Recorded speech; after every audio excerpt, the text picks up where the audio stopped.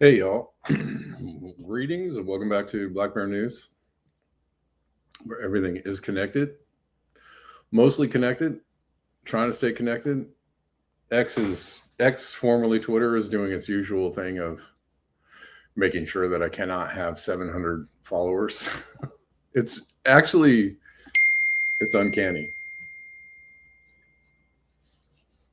It's a crazy thing to recognize, but it's been going on for so long that it's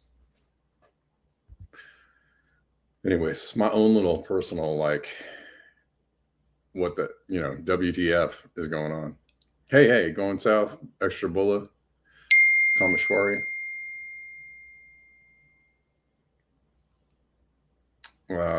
Victory Jin is on X. What's up, Victory Jin? Thanks for reposting the stream. Yeah, it's so funny because I have been at 600 and roughly, give or take, 660 or 670 followers on X for about, I don't know, 5 or 6 or 7 years. And it's so hilarious. Like every time I start gaining followers, which I have over the last few weeks, I started slowly gaining followers. I was like, oh, maybe something has changed. Maybe they have, are going to allow me. And as soon as I got 700, wham, now it's just chop. They're just chopping down my followers. So they're going to chop them down until it's at about 665 or 670. And then it'll just stay there. It's kind of a wild thing to think about. Like there is some algorithm that's saying, nope, you cannot go past this point. We will not allow you to go past this point. Same with YouTube. Just before I got to like 3,000 followers, they were like, nah, you're just never going to get there. I'm at like 2,600 or something. I've literally been at the same number of followers on YouTube roughly for, I don't know, 5 years, 6 years. They just have some kind of something, some algorithm that just says you will not pass this mark. You will never pass this mark. If you gain followers, we'll make sure you lose them. I'm often at 666, which is funny. They knock it down to about 660, and then I get to 666. They make sure it stays there for a couple days just to make it seem like, oh, what? This guy is 666 followers. Weird. Anyway, it's just a strange thing. And it applies to almost all of my social media platforms. Almost all of them. The only ones that really grow somewhat are my music YouTube. Once in a while I get some followers, and my TikTok seems to get followers. My music TikTok seems to get followers once in a while. But I don't know. I've given up kind of caring. Although I should care. I mean, if I care too much, then I get really angry. If I think about it too long and too hard, I get really like, it just makes me like frustrated, pissed off. And And I might spend like too much time thinking about like, well, how do I get around this? Right? Like too much energy wasted on something that will probably never change. But somebody somewhere said this guy will never get any more followers ever on any platform. Somebody somewhere pushed that button on me. And I know this to be true because it's just what I've seen for years. It shouldn't happen. It shouldn't happen that way. But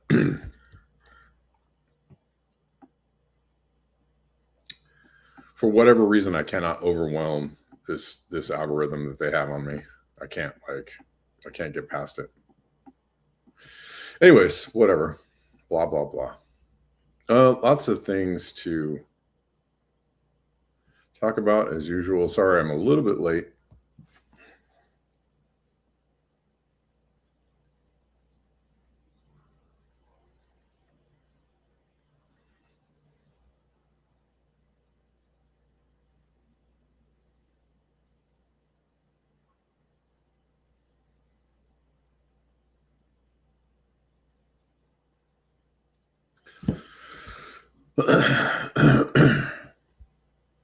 A little bit late, but that's okay. All right, where are we at? Well, here's Ireland. Flash the floods in Ireland. Just, random look at like how the crazy weather is happening. I mean, you can you can think what you want about this, I guess. Here's a wild conspiracy. They're making this happen so that they can cause everybody grave economic hardship, cause collapse, and I don't know, depopulation agenda. I mean, maybe. They've been plucking migrants out of fields.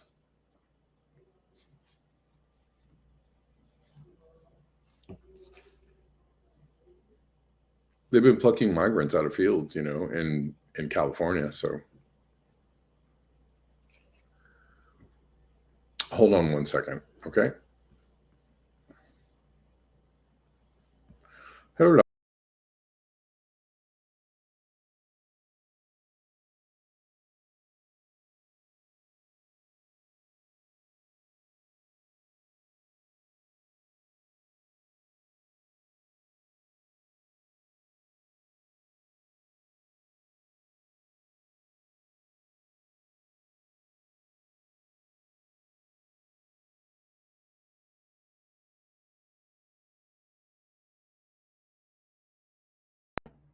Okay, I'm back.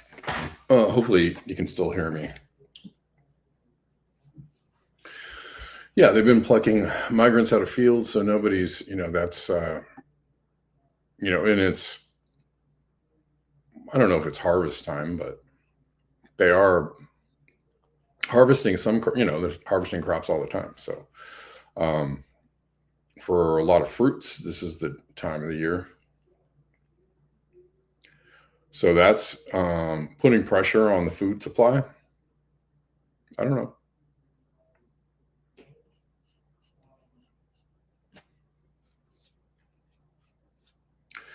Devil's Therapist says crops are already rotting in the fields, like over in the UK. Oh, okay.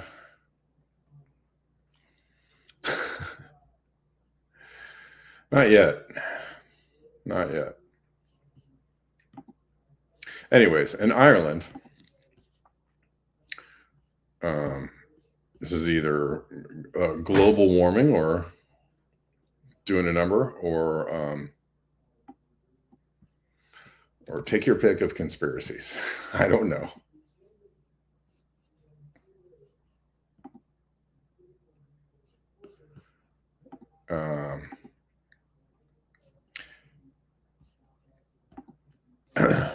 in Springfield, Illinois,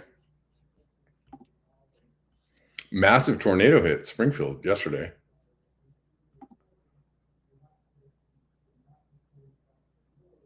Space lasers? Maybe. That's wild. Oh, sorry.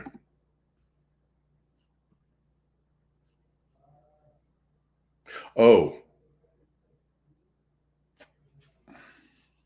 Yeah,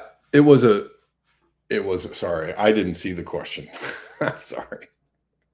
I didn't see the question mark devil's therapist. My bad.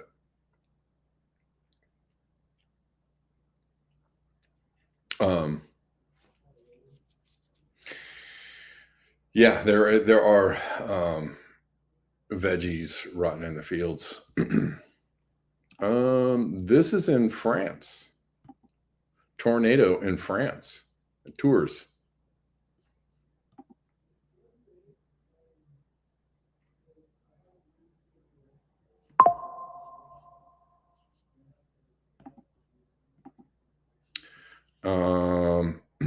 And let's see. I thought there was one more. Oh, Moscow, Russia today.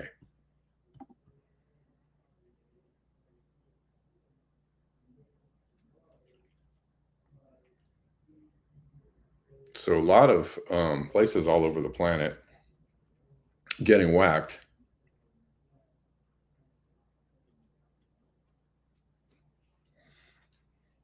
It doesn't really matter, though.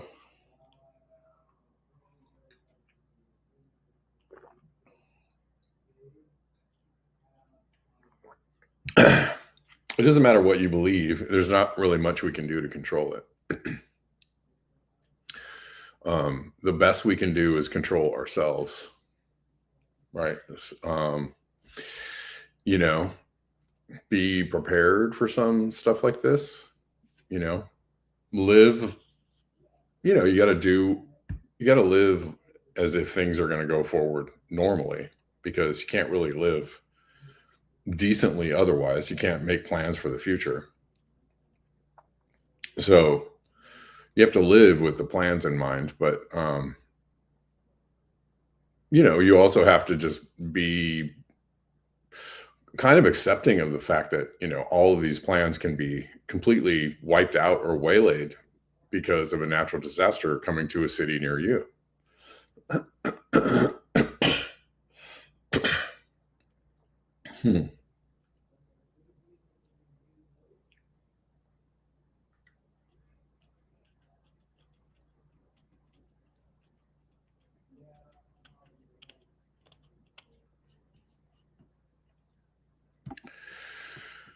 So that's happening. Oh, Pakistan too. Pakistan also getting completely. This is Islamabad. Islam, my bad. Sorry, I don't know.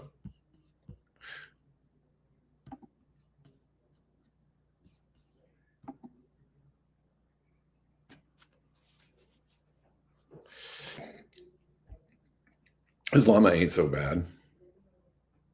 Should I keep going?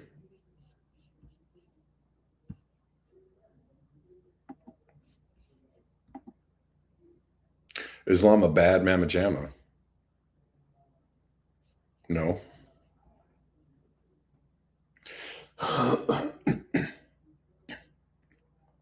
There's no politicians in low-lying areas. I don't know if politicians and lying, no politicians lying should be in the same sentence. So maybe just in lower areas, because they are always in the lying areas. All politicians are in the lying areas.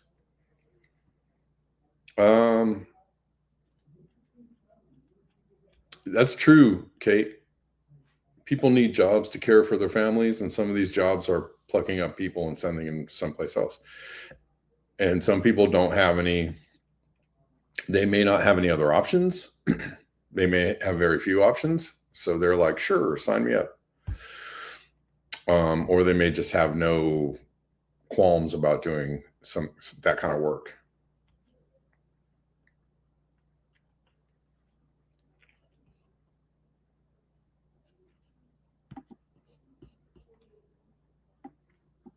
Okay, this is interesting. I'm going to try and get through these quickly.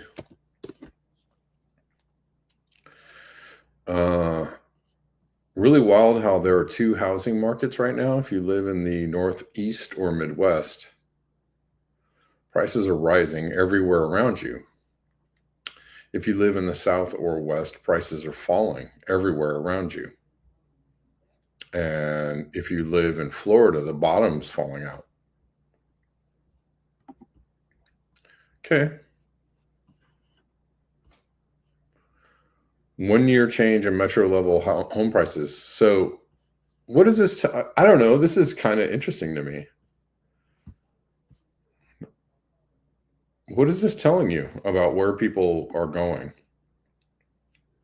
or where people are buying houses, where demand is high and or low?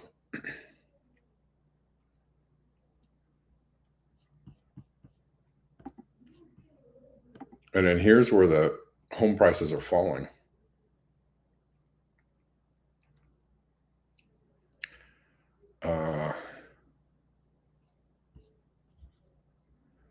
See, West Coast, Southwest, the South, Florida, Texas. What do you think it could be, guys?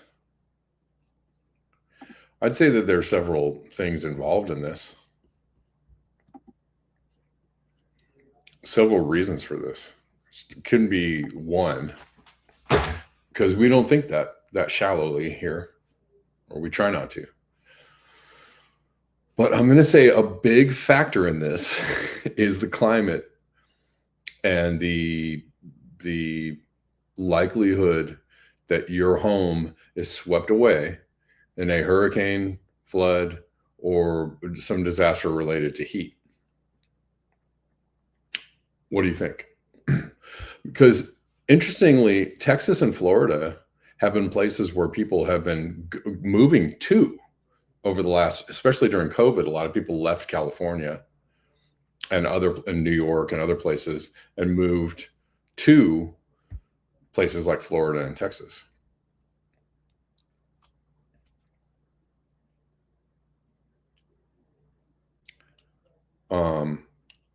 So why would these houses the value of these houses be dropping so radically, and especially Florida? I wonder what's going on there. I talked about recently about how insurance companies aren't covering people in Florida much anymore. I would just say that especially in the South, that this looks like a picture of people leaving areas that are difficult to manage, or difficult to foresee a longer timeline, right? In these areas, especially Florida.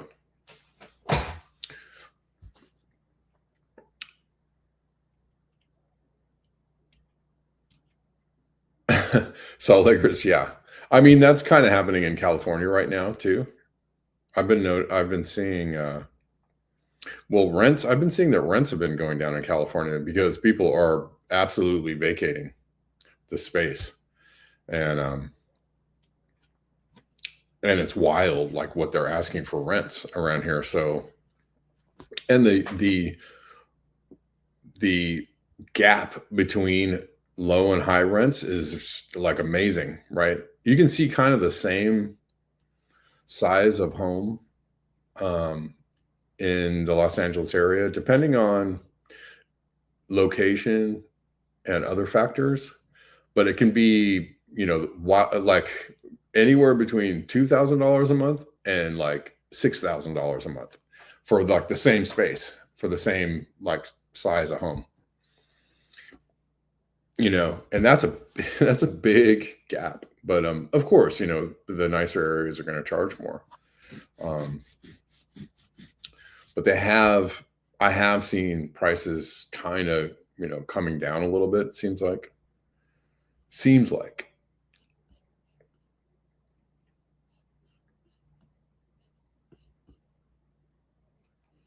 Um, Weather's unbearable, says John Glad. Yeah.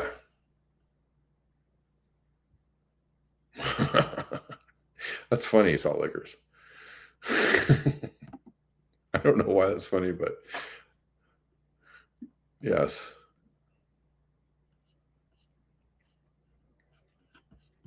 Um, Anyways, and then if you go back, I know I spent too much time on this particular. If you go back here, well, what are the desirable areas to move to? I would say that the Northwest isn't what it used to be as far as a desirable area, because it is expensive, and because people have a lot of issues with maybe regulations in Western, these Western states have a lot, oh man, there's another something in California where they passed a law that says that they can just take your home, take your land. It makes it easier for the government to take your land. And I'm sure a lot of people are like, hey, I don't like that at all.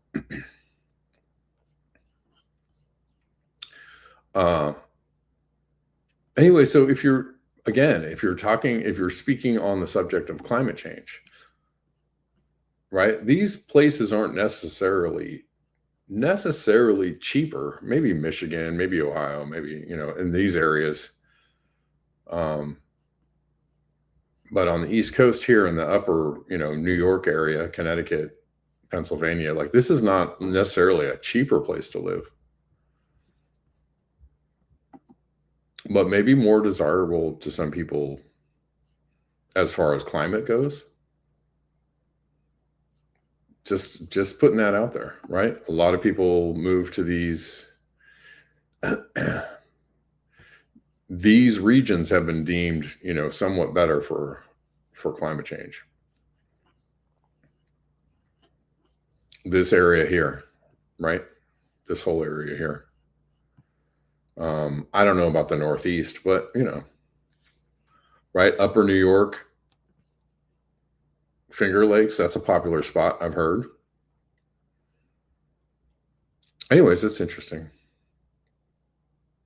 Are people actually moving to New York? I'm not sure. But it seems like the houses are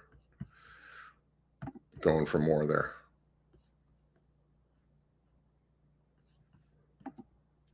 And this is just about home prices. This isn't necessarily about migration or where people are going to, but I'm drawing conclusions based on, I'm extrapolating. And maybe I'm wrong. So, keep that in mind too.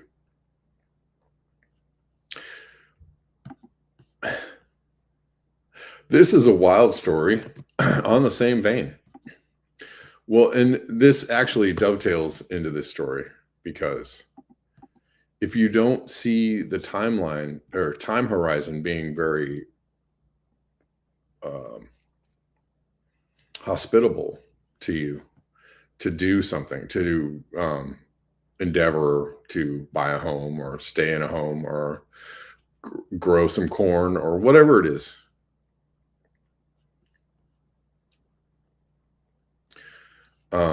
you're going to not want to do that. Steve Miller Band says extreme weather. So they didn't say the dreaded words, climate change.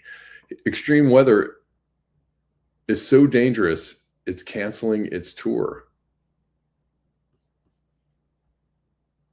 Now, why would he, maybe he has tons of money and it doesn't matter. He probably does. I'm sure he's a very wealthy man.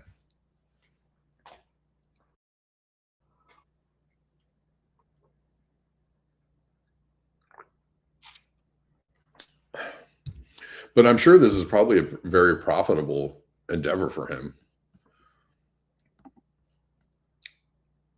But if they think that it's going to be like, if the chances of having things destroyed or shows taken offline, or it's it's a pretty major statement.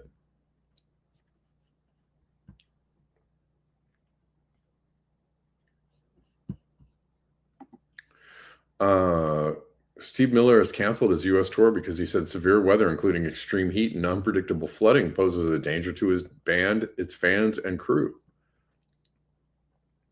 The tour was set to kick off in August and run through early November, with three dozen stops across the U.S., including cities in New York, Tennessee, Florida, and California. The combination of extreme heat, unpredictable flooding, tornadoes, hurricanes, and massive forest fires make these risks for you, our audience, and the band and crew unacceptable, Miller, 81, said in a statement posted on the band's social media accounts Wednesday. Hold on, just checking something, guys. Give me a moment.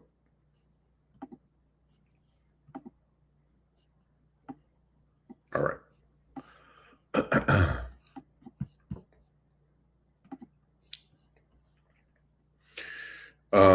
You can blame it on the weather. The tour is canceled.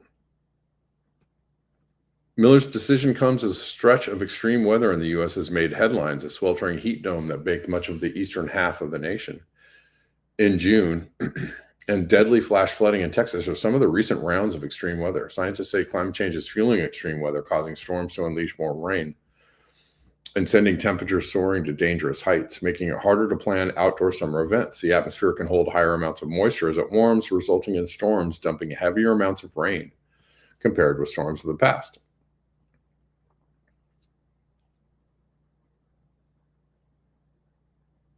In June, the Bonnaroo Music and Arts Festival in Tennessee was canceled partway through due to heavy rainfall. Remember that, guys? Last week, hundreds of people were treated for heat-related illness at the Rock the Country Music Festival in Kentucky. In 2023, tens of thousands of Burning Man event attendees were stranded after heavy rain created thick mud in the Nevada desert, and roads were temporarily closed.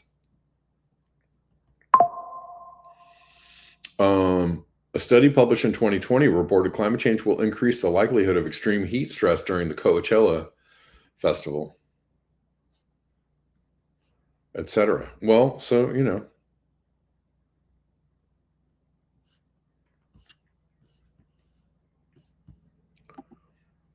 there could be other factors involved in this decision, but it's an interesting headline.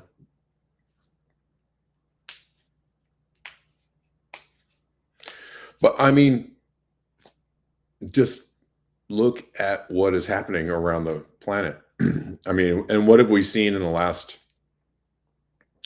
just month or two, right? The massive floods in Texas, and that whole area got hit. And then New York, I'm sure I'm missing many other places, Chicago, North Carolina. I mean, they're like, places got absolutely, demolished.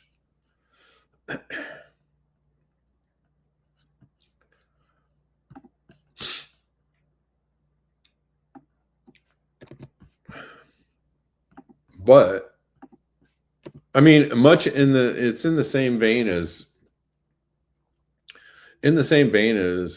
insurance companies not wanting to insure people's houses anymore for fires or insure people's houses against flooding. If you live in a certain area, and which is going to make it prohibitive to buy a house in a certain area. That's already been happening in California. It's going to happen in Florida, and then you're going to see these housing markets crumble even more.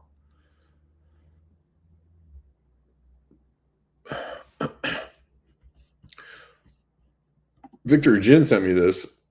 Audi is destroying thousands of cars that were not sold. So again, you got to keep capitalism afloat somehow. Sometimes that means destroying merchandise in order to make, destroy the old in order to make way for the new. It doesn't matter that you didn't sell it. It doesn't matter that you spent all this money and all these resources to actually make it. It's better for the bottom line if you destroy it rather than, it doesn't make a lot of sense. Nothing about capitalism really does, if you really look at it. Somebody says that readers said these are flood damaged Audis. Okay, well, so some context in these.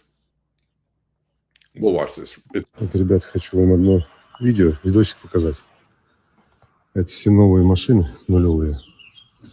Все. Вот и вот там еще, чтобы вы понимали, это количество такой машин. Эти все машины пойдут под пресс. Это не проданные машины, нулевые Audi с нулевым пробегом. Все пойдут под пресс. Как вам такой видосик? Okay, well, we don't know, necessarily what is true, but we're going to follow this link here.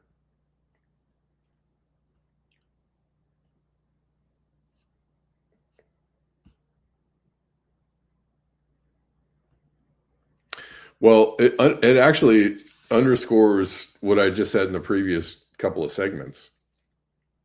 If these are flood damaged cars,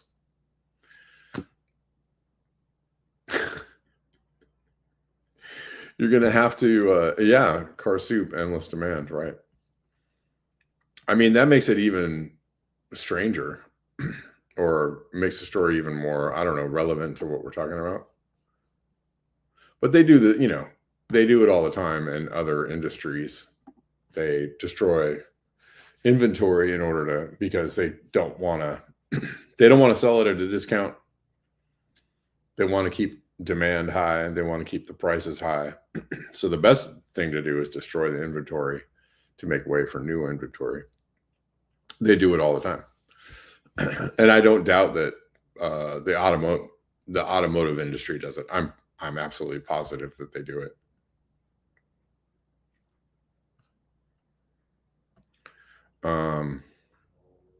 But anyways, Audi, the region was flooded.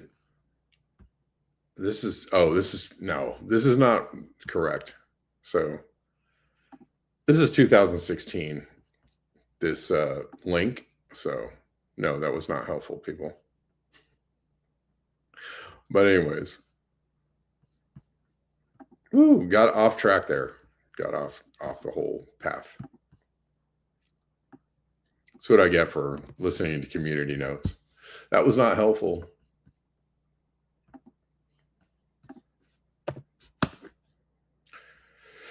Anyways, moving on.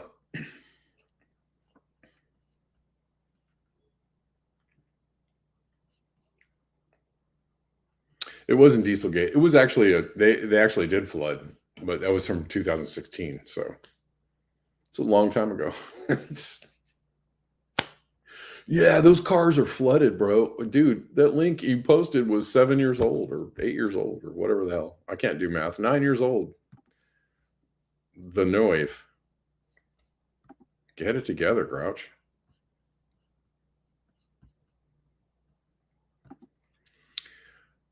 FBI agents were told to flag Epstein records that mentioned Trump. Wow, really? Senator Dick Durbin, a Democrat from Illinois, the ranking member of the Senate Judiciary Committee, says he has received information that Attorney General Pam Bondi, not Palm Bandy, Palm Bambi, pressured about 1,000 FBI personnel to comb through tens of thousands of pages of documents related to the convicted sex offender Jeffrey Epstein and flag any mention of Trump. Wow. So they're just doing everything they can, working at full speed to try and disassociate and somehow do this spin control. I mean, this Epstein thing is way, it's spinning like every day into a bigger and bigger and bigger thing. And I'm here for it. I'm totally here for it. And I am part of the, I'm trying to retweet or repost or, add to the noise of people saying, hey, did you see this about Trump? Because you get what you get, MFers. And you deserve every bit of this. And the more they try and deny it and spin it and duck it and avoid it and call it a hoax and look over there, now they're trying to blame the Democrats and point to Obama. And, we're going to talk about that too. The more they do it, the worse they look. And the more people go, nope. How about you? How about you? How about you, Trump? How about you? Right? Like nobody's letting up. This is awesome. And it's on both sides. It's blue and red and everybody in between. Everybody is like, nah, no, we're not having it. We're not listening, we're not gonna take it. We're not gonna stop talking about it. We're not gonna stop, drawing attention to it. We are, the din just grows louder every day. It's awesome. Yes, they did reflect the sun. And that's why it's hilarious that they're trying to, I don't know that, it's not working that they're trying to divert attention to the Democrats, but I don't know how it helps the Democrats either, because all these people are together on this. So it's not helping. Hillary and Bill talked Don into running. You're right. You're absolutely right. They encouraged it. Why do they encourage it? Because they're all on the same team. It doesn't really matter. They don't care if they lose, because whoever wins, the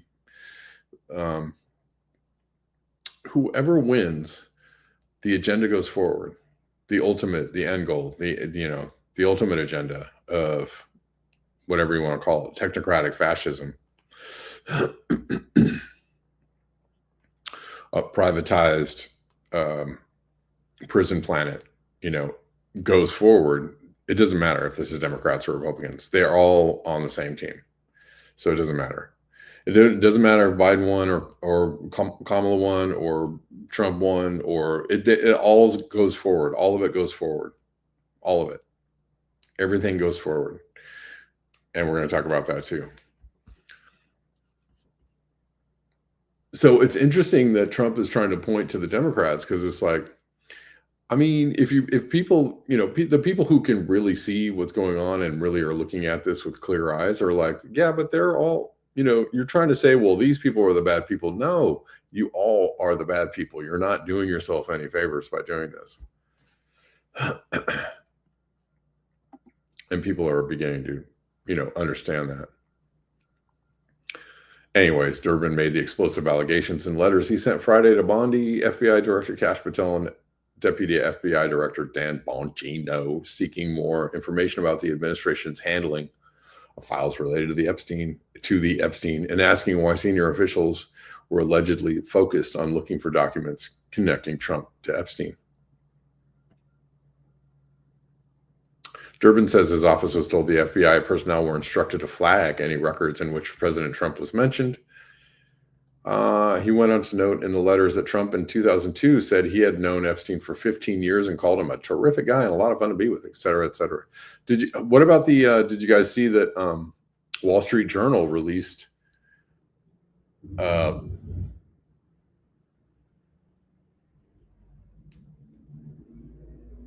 like a birthday picture or letter that Trump had sent to Epstein, which was very racy.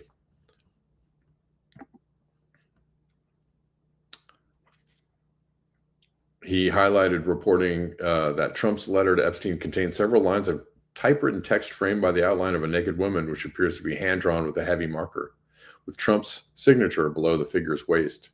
Y'all see that one?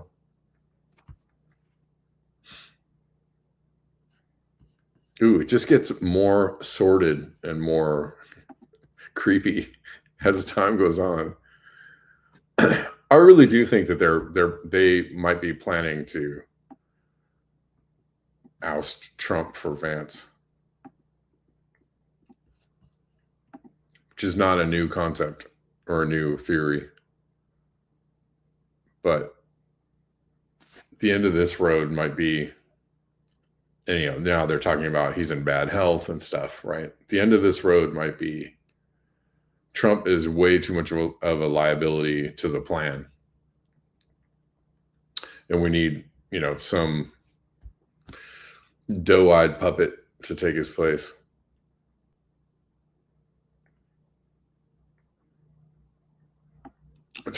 Tulsi Gabbard is running interference for Trump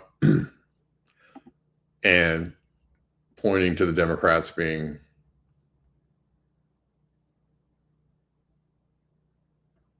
the problem. Gabbard declassified documents that showed overwhelming evidence that Barack Obama personally requested and intentionally manufactured and politicized intelligence to create the narrative that Russia was attempting to influence the 2016 presidential election in President Trump's favor. Despite intel assessments concluding that Russia was not trying to influence the election, everybody knows this already. This is old news. Everybody has talked about this countless times, that all of this, the so-called evidence they had was all manufactured by Comey, the FBI, and what was the guy's name? Christopher Wray. But now, you know, this is totally, providing cover for Trump, trying to divert everybody's attention away from Epstein. It's not working, Tulsi. It's not working. Everybody in the Trump administration, it's not working. Everybody's like, nope. I mean, who cares? Everybody's like, who cares about the Democrats? I don't care. What about the Epstein files? What about you?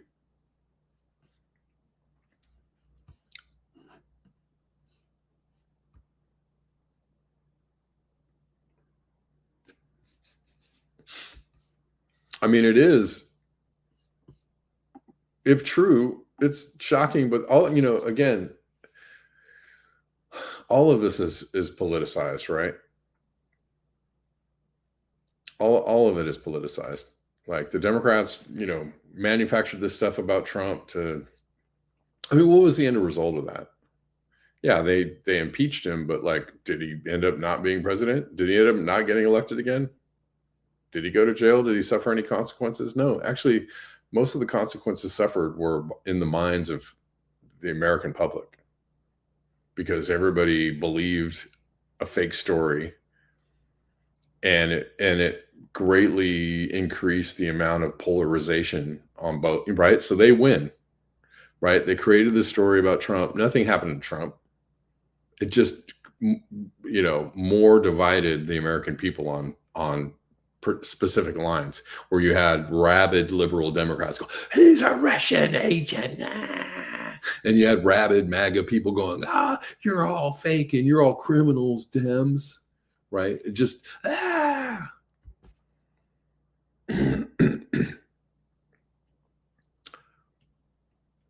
No, they're all they're all on the wrong side, which is not your side. So really, whether this story is true or not, and I believe it is true, the point of it is not, to get the other side. The point of it is to get people's brains fried so they can't have a coherent thought about what is actually happening.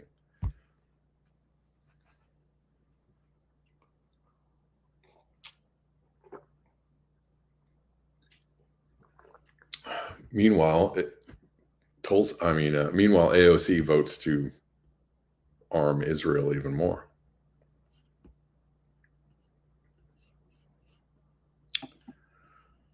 Obama is facing jail time.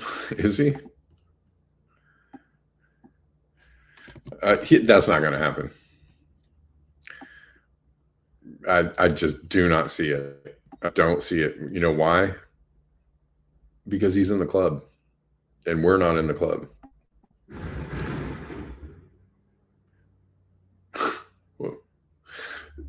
you know, all of these people will never be, they'll never be, you know, held to account. It's just, it's not going to change. They're not, he's not going to jail. Nobody's going to jail. Nobody's going to be held accountable. They just shift the players around, you know, to make people feel better one day or worse the other day.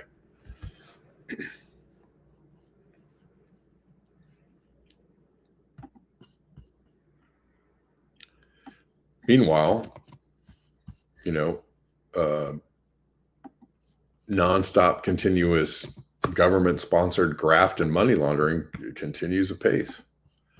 Travelers to the U.S. must pay a new $250 visa integrity fee.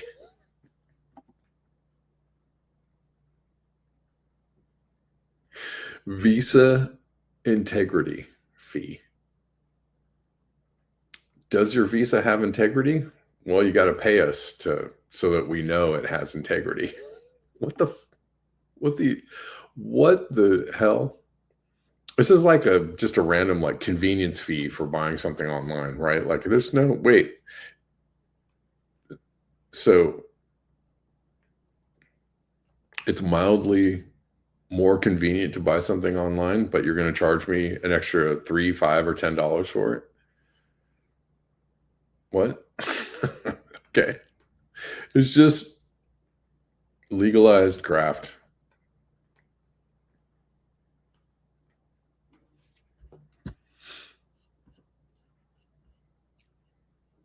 Exactly. Reflect the sun.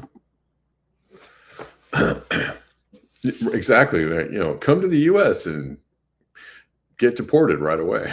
if you're the wrong skin color, if you look vaguely suspicious, we might just put you on a plane and send you to Nicaragua or El Salvador or the Sudan or someplace. I don't know. Who knows where you're going to go? We don't care.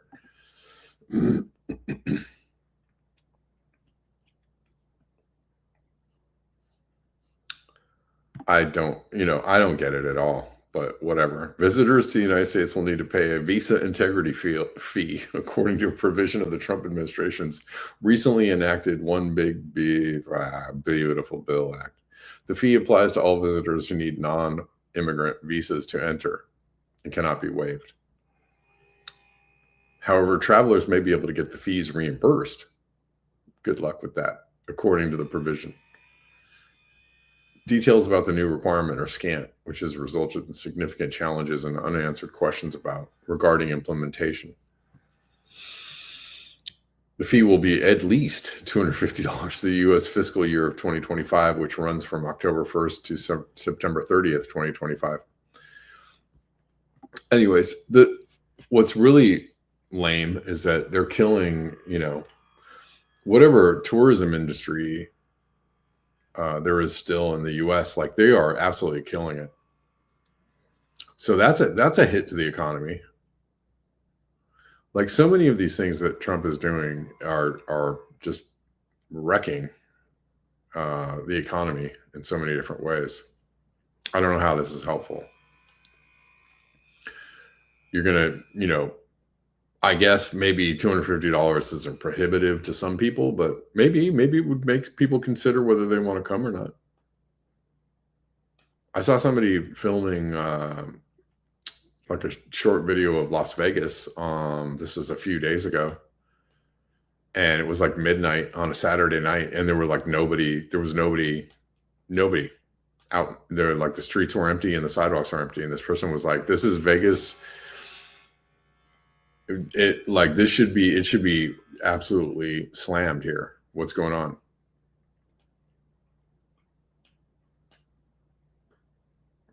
Yeah, I mean, if you're into degrowth, it's helpful. Maybe Trump is the best thing for the planet we could ever hope for. Tourism needs to be phased out. Yeah, that's true. Salt Lakers, that's helpful. Yeah, well, we can switch lenses from the macro to the micro. It's okay.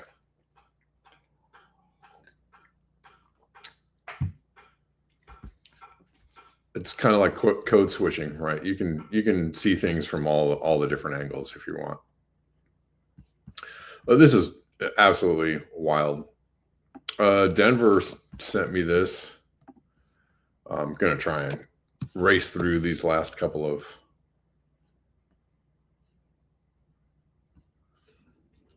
stories. Language models exploit hacks when paired with other language models. Okay.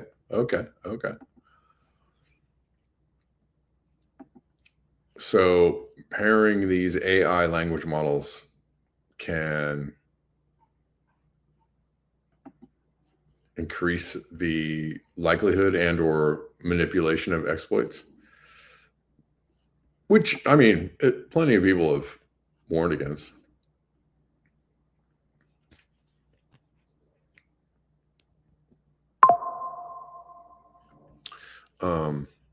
Thanks, Reflect the Sun.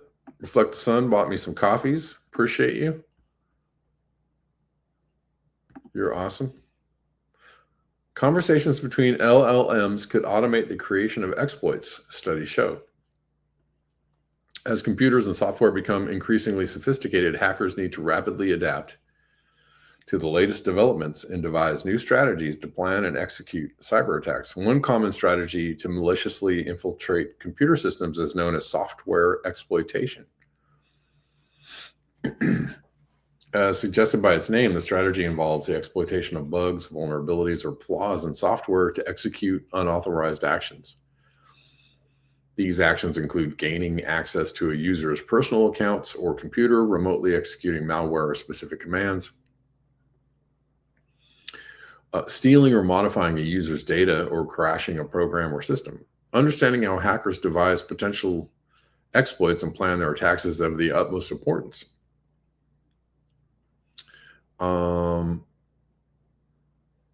Until now, creating exploits has been primarily possible for individuals with extensive knowledge of programming. The protocols governing the exchange of data between devices and systems.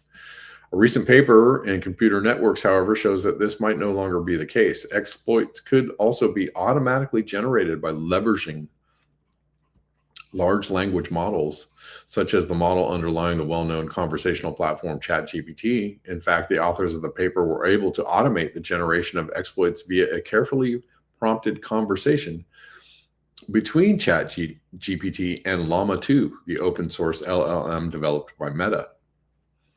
We work in the field of cybersecurity with an offensive approach. Simon Pietro Romano, co-senior author of the paper, told Tech Explorer, we are interested in understanding how far we could go with leveraging LLMs to facilitate penetrating testing activities. Great. Awesome. Good to know. Guys, there's going to be more people trying to hack your stuff.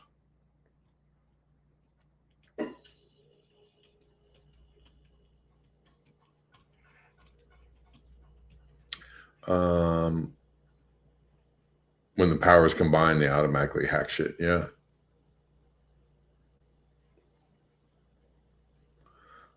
AI is a force multiplier for a good coder, marketer, anyone that knows how to give it instruction sets. Yeah, sure. No, not to be confused with Red Llama. No, just that's Llama 2 is the imposter. Red Llama. Always look for the original Red Llama.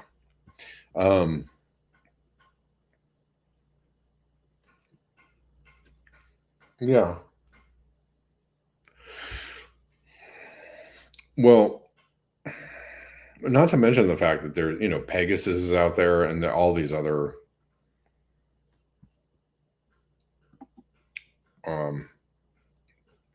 pretty well-known exploits are out there floating around in the world, and not really, they haven't been managed out of existence. They're still, you could get hit by Pegasus at any moment if they really want to. If they really want to hit you. I'm complaining about out being algorithmically, shut out of any more followers on any of my social media platforms, but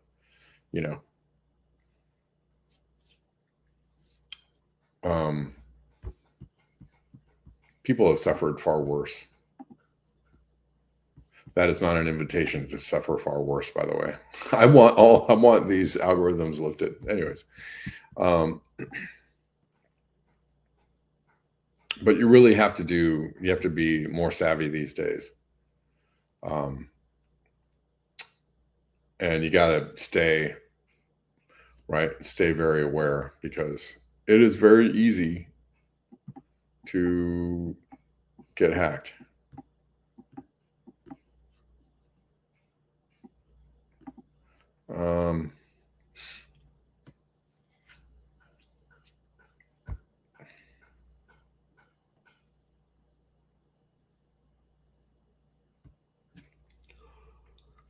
Okay, well, that is frightening. Going back to the Epstein situation, they weren't just rich creeps. Trump, Epstein, Casablancas, and Brunel, Jean-Luc Brunel, right, were part of the organized predatory network of pedophiles using modeling contests, private dinners, and fake opportunities to prey on teenage girls. And this goes on to outline, let's start with John Casablancas, founder of the elite model management. Openly dated teenage models, ran Look of the Year contests worldwide. Many girls were underage. He admitted to sleeping with girls as young as 14. That didn't stop the parties or the business. And I remember Trump was involved with a lot of these pageants, and Les Wexner, yep.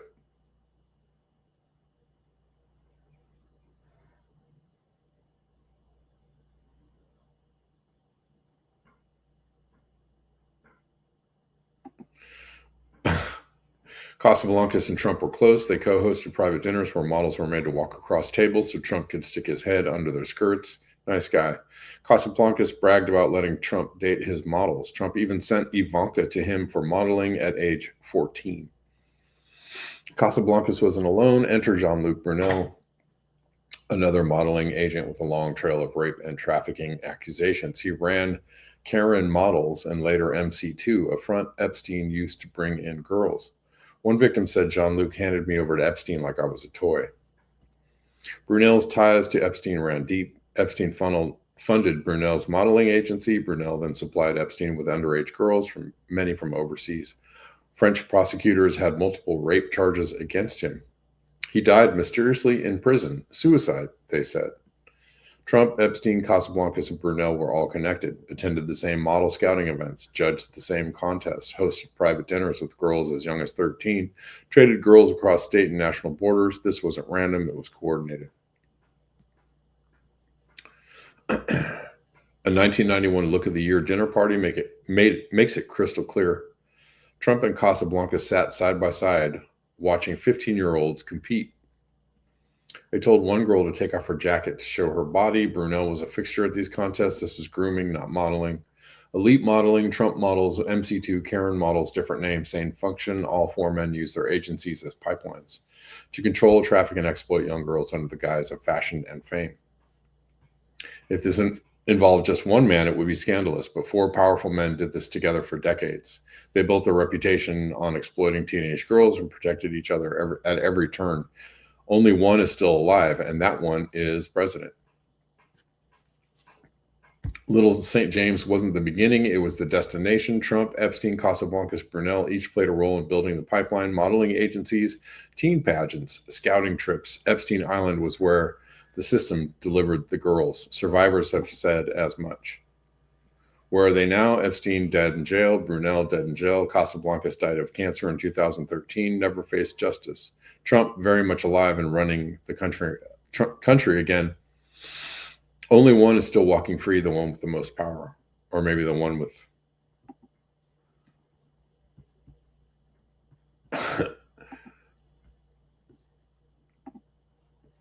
well, he's still allowed to run around. What about Wexner? Yeah, of course. Is he still alive? Lex Wexner?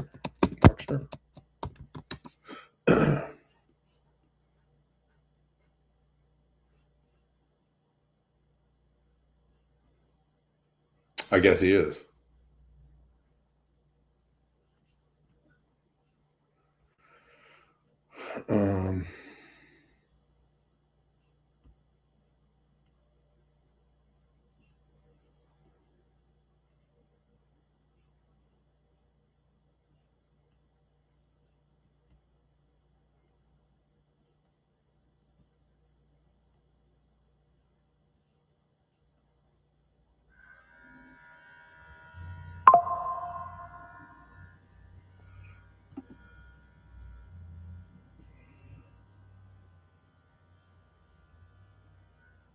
He is. He's 87, still living in Dayton, Ohio.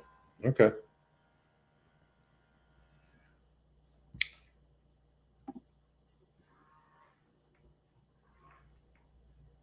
Yeah, that guy's dirty. Dirty as the day is long. I'm going to play this semi interesting. It's a little bit of an ad. I was talking to, or the end of it is an ad, which I know can be off-putting. It is even for me, but I'm actually using this VPN. This is the one I was talking to Bella about.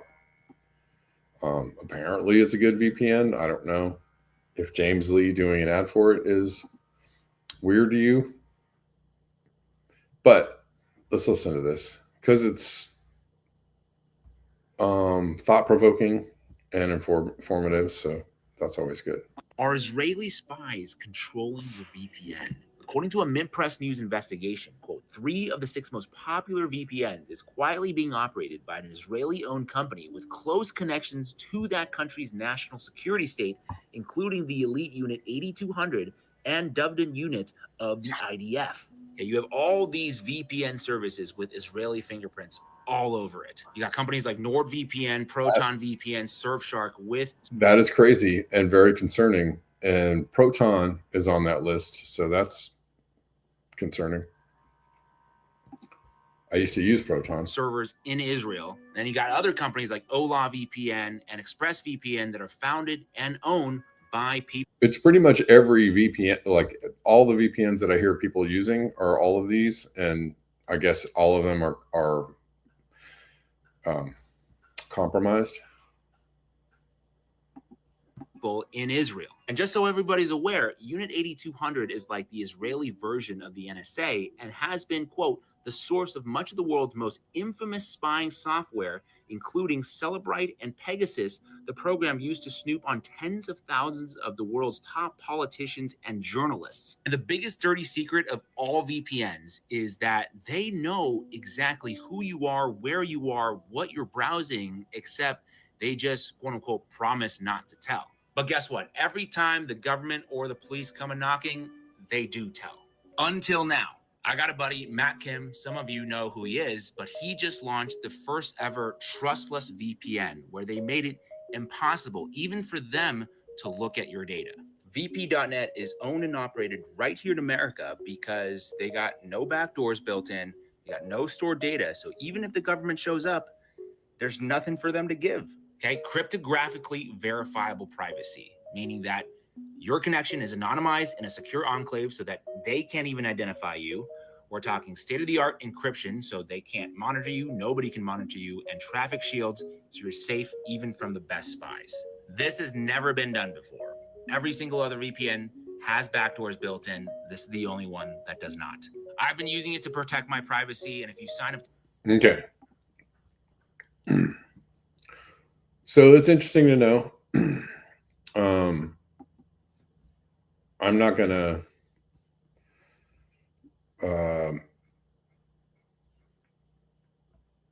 I'm not really into doing an ad for anybody, but I just will say Aaron Day, who I trust, recommended this VPN, which is why I'm using it. So that's all. If you are interested in that kind of a thing, or if you care about that kind of a thing, or if that is important to you, then maybe this is the better way to go.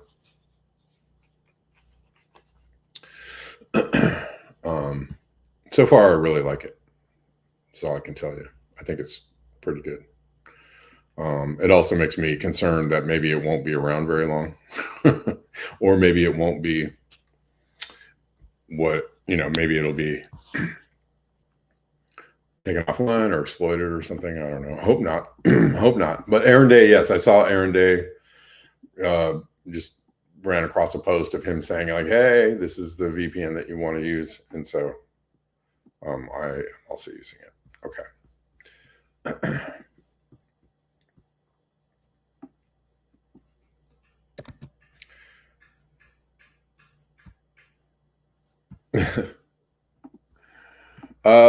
This is concerning and also makes you wonder who is really on your side, because the Mexican president,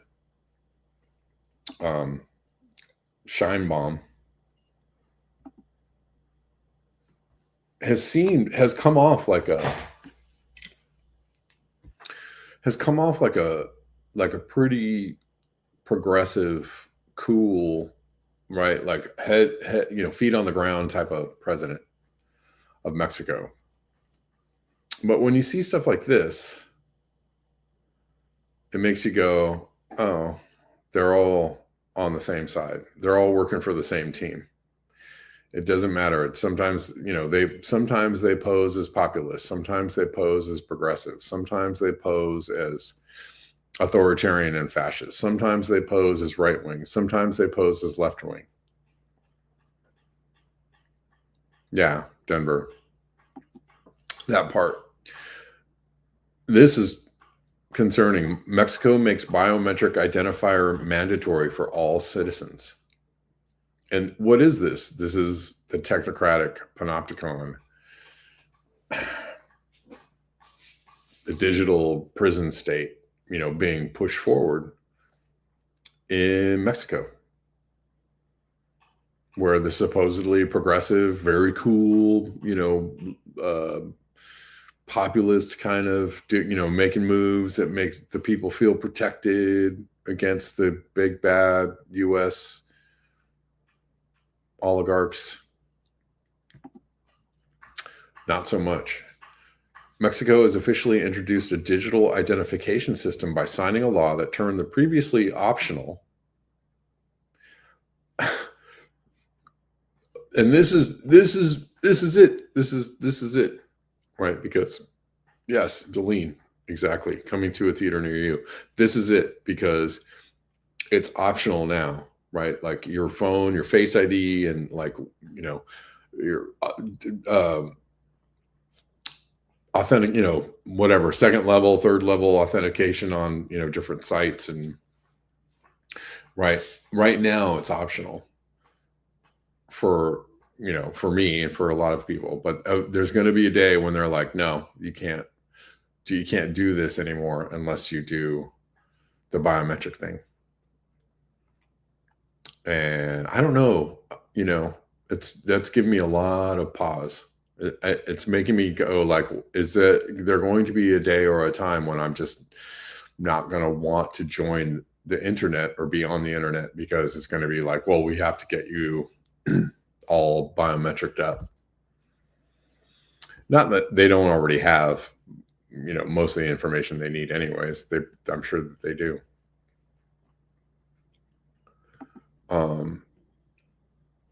But when you can't do anything without it, that's going to be kind of a moment when it's going to, you're going to have to choose whether you're going to want to participate or not. And if everything's online, you're going to be forced to participate.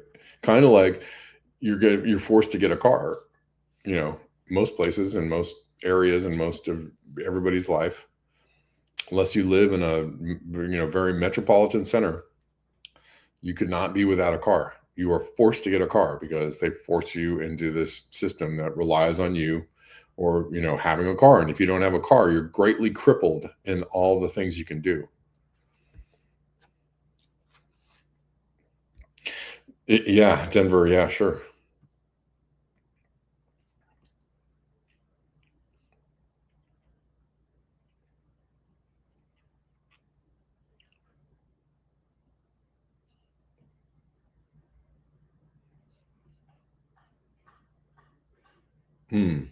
Because you own an Apple? Oh, okay. Let's keep reading. Last month, the legislators approved amendments to a law related. Oh, so I was going to say, previously optional biometric-based citizen code into a mandatory document for all citizens. Last month, legislators approved amendments to a law related to the 18-character personal identifier. What? 18-character personal identifier known as Unique Population Registry Code, or in Mexico, it's known as CURP, clave única de registro de población, with the change formalized on Wednesday through a decree. A decree, you say. The mandatory CURP will contain personal and biometric information, including a photograph and a QR code. Y'all are going to have your own personal QR code. Isn't that fun? Containing biometric fingerprint and iris data. The identifier is expected to be introduced gradually to all Mexicans by February 2026. Uh-oh. Remember when you thought about moving to Mexico to be free? Nope.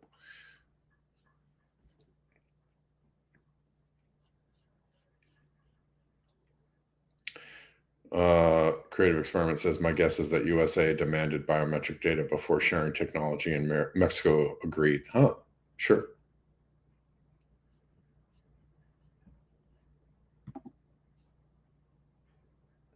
The government has also allowed the consolidation of the citizen codes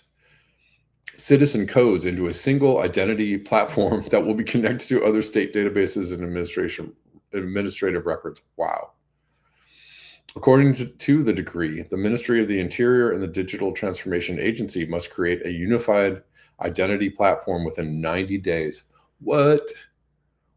In 3 months, they're going to have the entire thing created, built out. Digital Transformation Agency. Holy shnikes.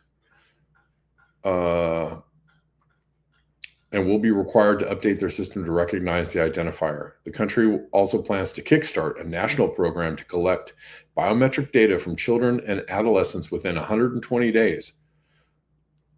Oh my God. According to the news outlet, Mexico Business. So in less than a year, they're going to insist that everybody have these things. That's insane. Like 6 months. They just said today, like, this is going to be mandatory in 6 months.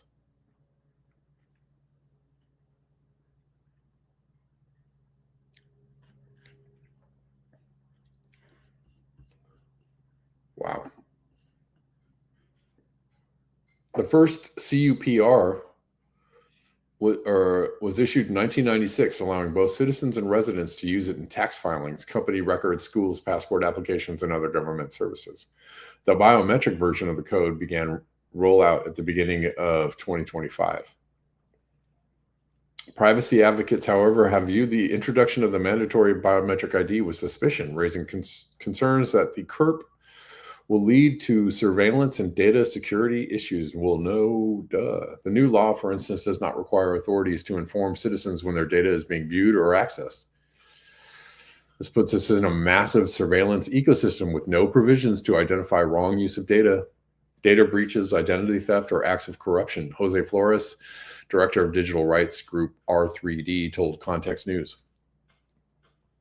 The CUPR could also allow Mexico to establish data sharing agreements with other countries, ding, ding, ding, ding, ding, ding, including a deportation deal with the U.S. law enforcement agencies, ding, ding, ding, ding, ding, ding, ding. Rights groups such as Article 19 believe that the ID will give intelligence services access to data without restrictions or transparency.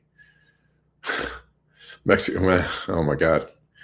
This is harsh. Mexico's national security agencies, such as National Intelligence Center and the National Guard, are among the government bodies that will gain access to the biometric data. The government, and this is, we're talking about Mexico, right? We're talking about the Mexican government. We're talking about the Mexican government.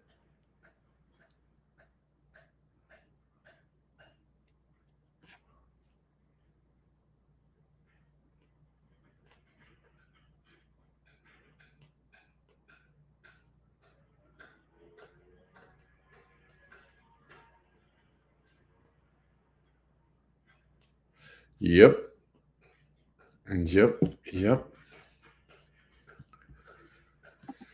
Oh man, this is not good, guys.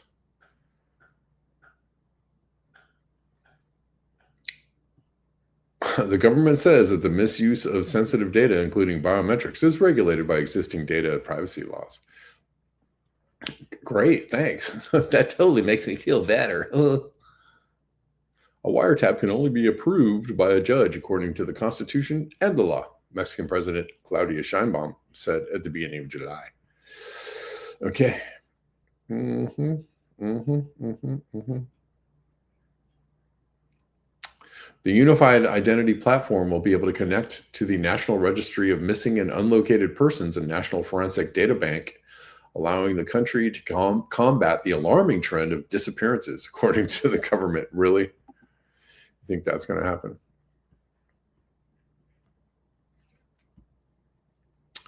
Yeah, no, Denver. Yeah, it's not a good. This is not good. This is not good. Not good. I am afraid.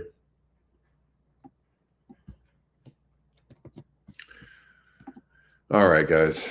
I'm going to have to end it here because I just got suddenly very depressed.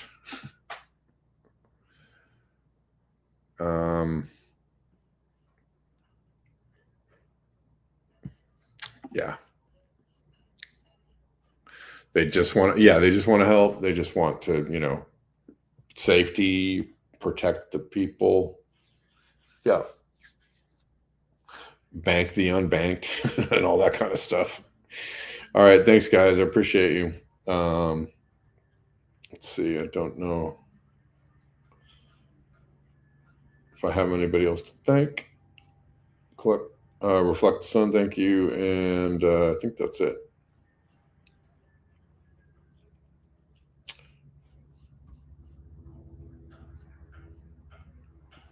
All right, guys. I'll see you tomorrow. 12 p.m. Pacific. Yeah. I have talked about some of the things that she's done over the last couple of months. As there's been some positive things, but this is